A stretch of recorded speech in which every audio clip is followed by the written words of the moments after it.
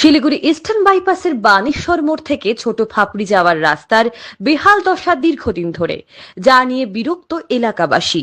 ভাঙাচোরা রাস্তায় প্রায় প্রতিদিনই উল্টে যাচ্ছে টোটো ও অটো, আর পথচারীদের পড়তে হচ্ছে চরম দুর্ভোগে।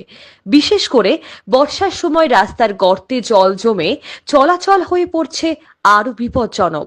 এই রাস্তাটি দিয়ে প্রতিদিনই স্কুল পড়ুয়া থেকে শুরু করে বহু মানুষ যাতায়াত করেন।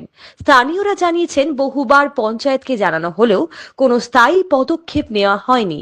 উপায় না দেখে স্থানীয় বাসিন্দা ও ব্যবসায়ীরা একত্রিত হয়ে নিজেরাই রাস্তার গর্তে বালি ফেলে মেরামতির কাজ শুরু করেছেন।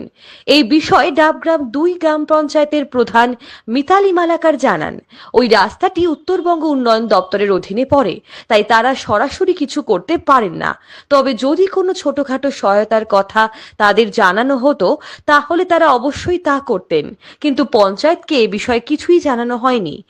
তো নিয়ার আউট 3-4 বছর হলো এই সেম পজিশনই হয়ে আছে, প্রতি বছর যাচ্ছে আরো ভেঙে যাচ্ছে।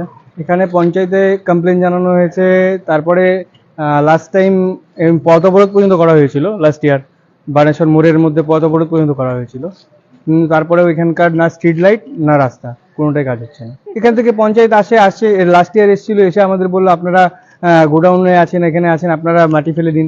আমরা নিজেরা মাটি ফেলেছিলাম, ফেলার পরে সেখান থেকে একটা জেসিবি দিয়ে ঠিক করা হয়নি। এখনো দেখতে পাচ্ছেন আপনারা এখানে মাটি ফেলানো হয়েছে। এখানে সব আমরা এখানে যারা আছি তারা লোকরা মিলে সবাই মিলে এখানে মাটিটা ফেলানো হয়েছে। না পঞ্চায়েত এখনো তো, আমরা দেখেন শনিবারের দিন আমাদের ফেলা হয়েছে, আজকে সোমবার, তো এখনো পর্যন্ত পঞ্চায়েত থেকে কোনো লোকও আসেনি, বা আমাদের এখানকার যে আপনারা দেখতে পাচ্ছেন এখানটা মাটিগুলো ফেলা হয়েছে, এগুলো লেভেলিং এর জন্য কোনো ব্যবস্থা করা হয়নি। এখানে দেখুন প্রতিদিন যে টোটো অটো ট্রাক সবসময় যেতেই থাকে, কতগুলো গাড়ি যে পাল্টি হয়েছে এখানে, সেটা আপনারা এখানে কিছুক্ষণ যদি দাঁড়িয়ে থাকেন আপনারা নিজেরাও দেখতে পারবেন।